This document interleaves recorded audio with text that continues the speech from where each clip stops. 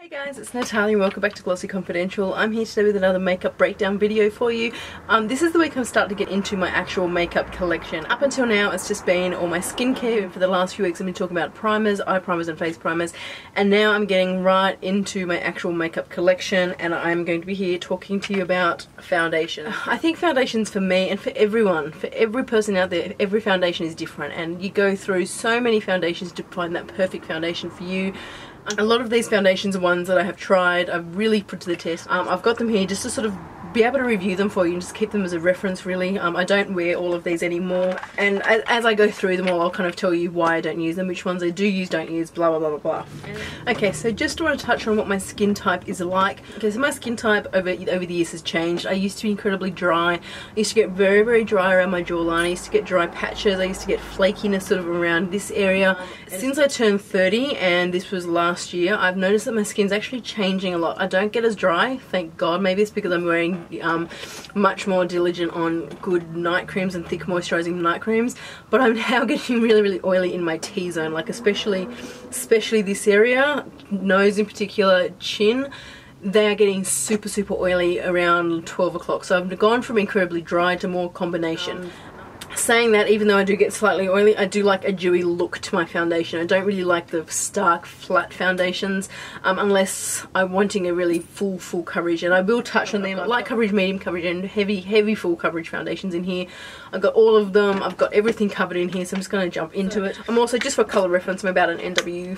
In winter I'm about an NW35 and in summer I get to about an NW40, 42. So I'm currently sitting closer to the NW42 point in my life at the moment. So the first foundation I've got here is from Smashbox, and I don't even know if they still have this. This is the Smashbox Camera Ready full coverage foundation. This has got SPF 15 and this is in medium M2. This one obviously is too light for me. It is a sort of like a creamy sort of compact. It has, instead of a sponge, it's got like a brush there. This is just too light for me basically, and it's just a very unusual consistency. I would say yes, you can build it up to full coverage as you can see there, but I find creams don't really work for me. I find creams, they just get too oily and they just don't sit on my skin, especially now that I'm getting very oily in my T-zone. It kind of just separates and it just doesn't look nice, obviously, because you don't want your foundation to separate. And when I was dry, I kind of felt like it accentuated some of those dry it areas as well, so it wasn't my favourite one. I've never been a fan of cream foundations. For whatever reason, I've just never really gotten used to them. I don't like them.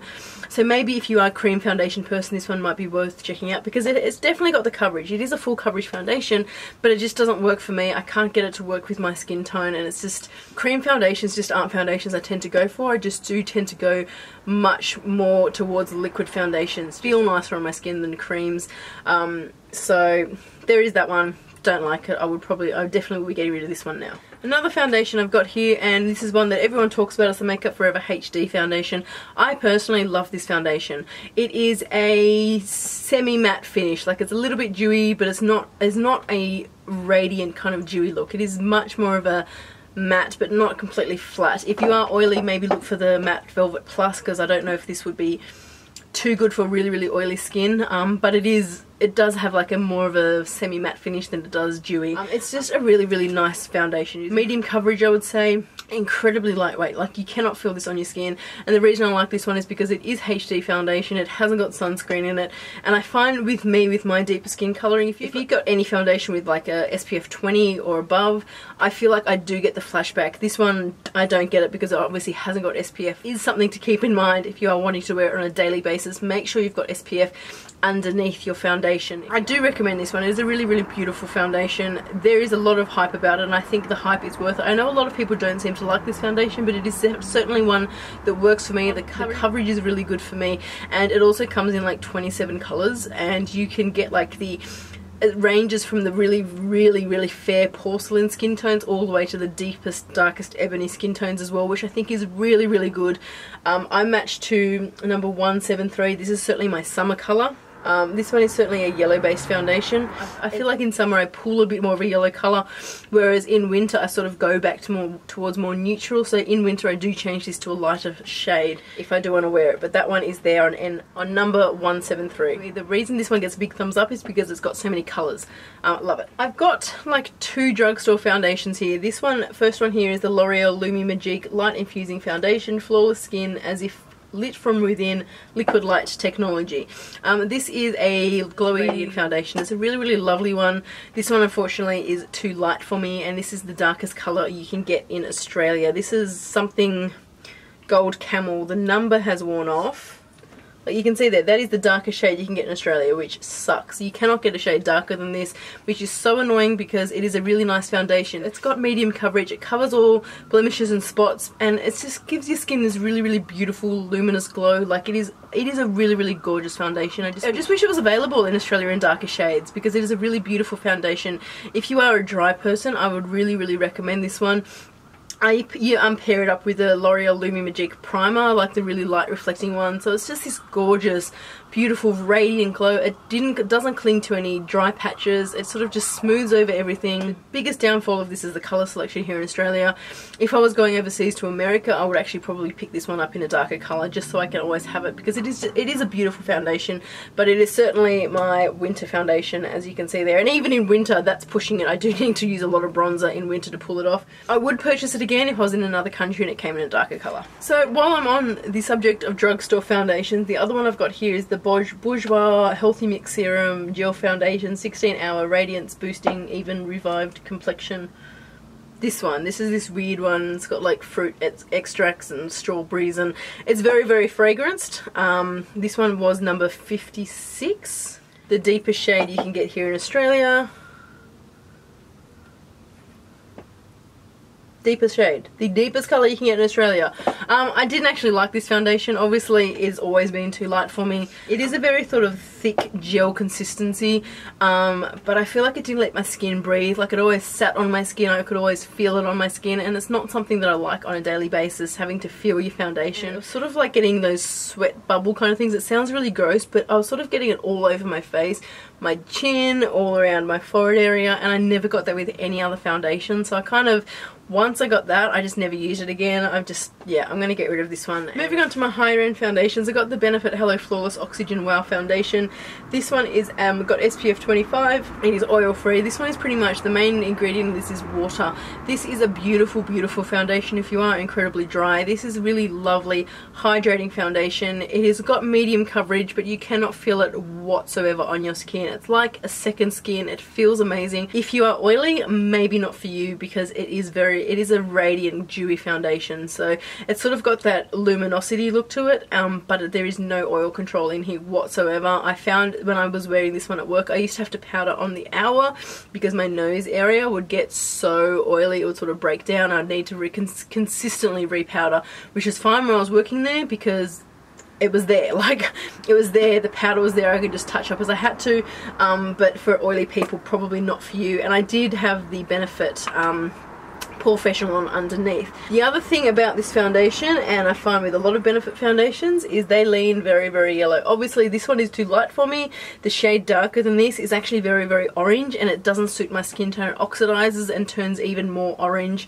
so I kind of can't use that one. I get this one, and I usually get a sample of the darker shade Nutmeg, because they've always got lots of samples of this shade, but no one ever is dark enough for that color. That's also leans very orange and red too. So I quite often ask to stock up on the little samples, and then I custom mix it with this one to get the perfect shade, which is fine. But I wouldn't really want to have to do that with if I couldn't get those samples, I wouldn't be able to wear this foundation, because I don't want to have to buy two $55 foundations just to get the perfect color for me. If you are dry and there's a color that matches you, I'd really recommend this one, because it is a beautiful foundation. I just have to mix colors, and to me that's a little bit too painful. When I was working there it was fine, because I could just sort of mix colors when I was there, but now that I'm not working there, I don't want to have to stuff around trying to match colors that don't really match me, you know? Moving on to an oldie but a goodie, the MAC Face and Body Foundation. This is the color C6. I have had this for the longest time. This is a liquid, this is a water-based foundation. Also, they say once it dries, it turns waterproof. If I'm sort of going out, I've got a bit of redness on my face, I don't want to have to worry about concealing everything. I just want a foundation to add a little bit of coverage to dull down that redness, and if I have any sort of discoloration, sort of just even everything out, then this is my go-to foundation. It is beautiful. So yeah, as you can see there, it is a pretty good colour match for me. That one's C6. It comes in a smaller bottle. You don't need to have this one. It is liquid though, so you do need to shake it up a lot before you use it. It's a beautiful, beautiful foundation. I think it's one of their best ones. See if you can go try it on a MAC counter if you haven't tried it, because it is really nice. On a similar note to that one is the OCC Skin Tint, the Tinted Moisturiser.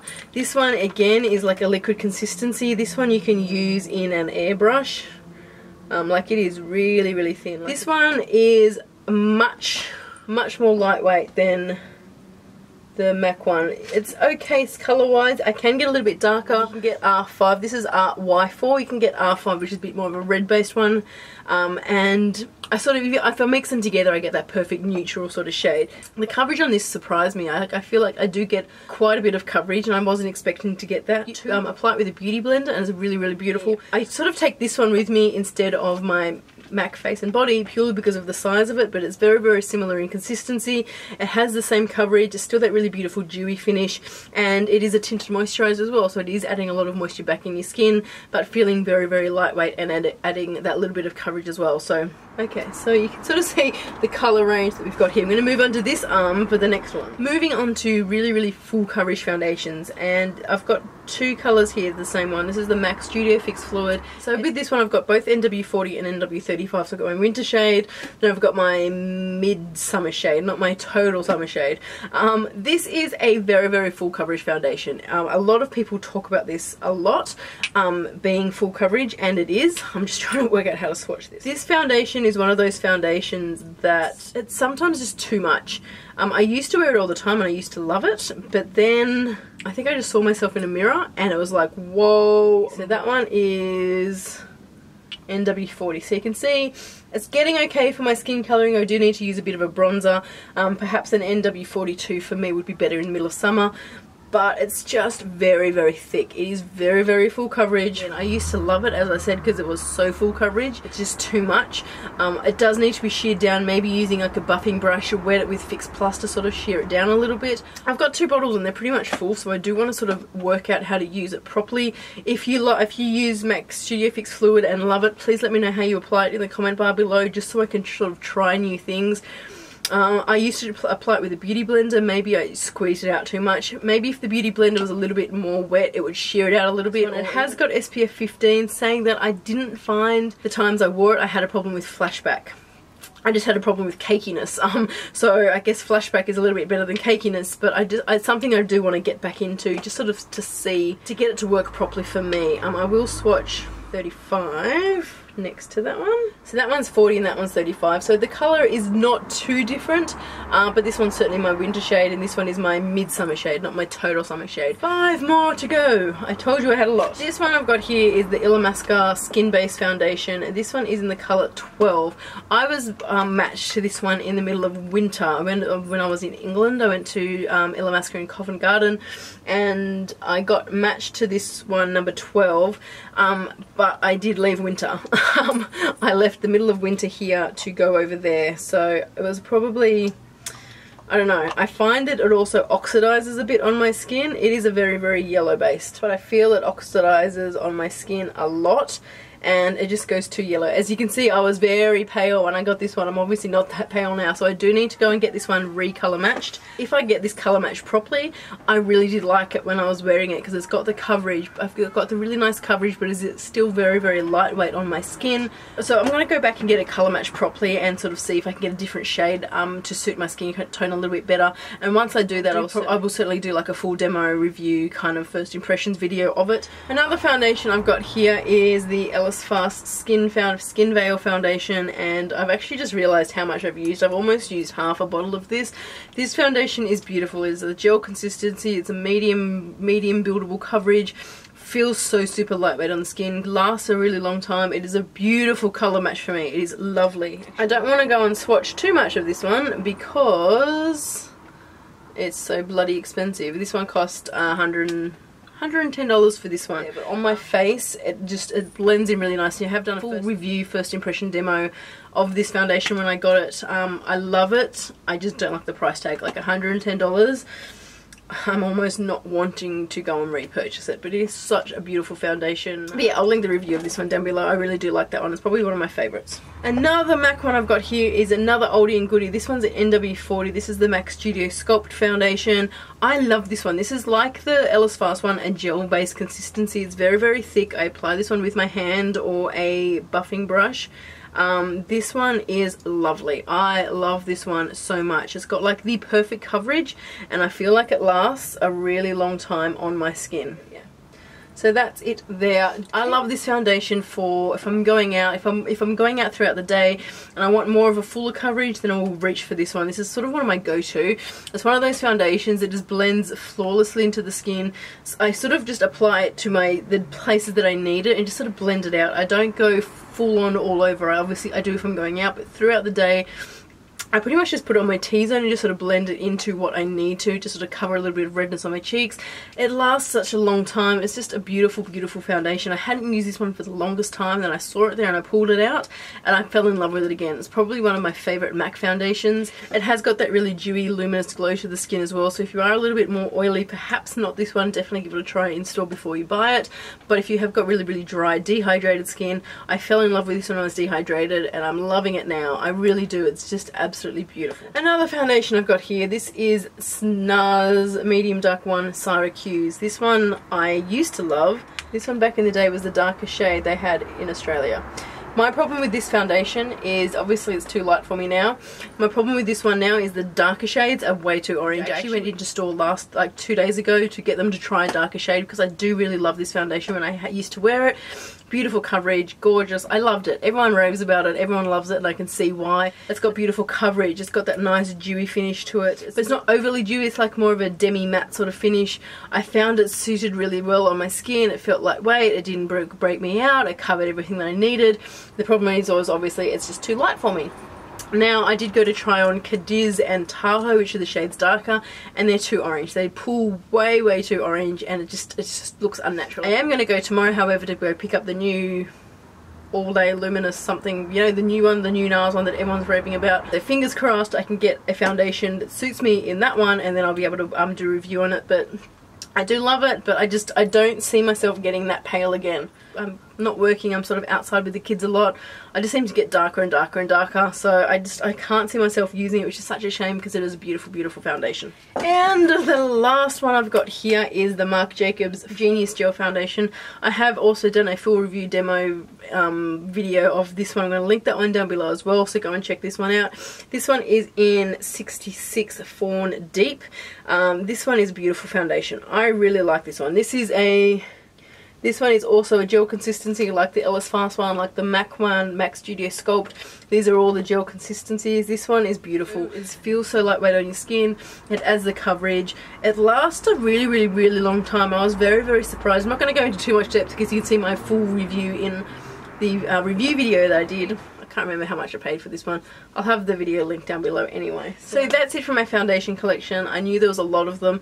I'm sorry that this video was so long, but I just really wanted to get through them all. I'm going to have a blog post listed in the description box, and that's going to have little blurbs, the price of everything, and where you can get all these foundations that I mentioned. So go and check that blog post out down below if you are interested in any of these foundations and where to get them from. If you have any recommendations, please leave them in the comment bar.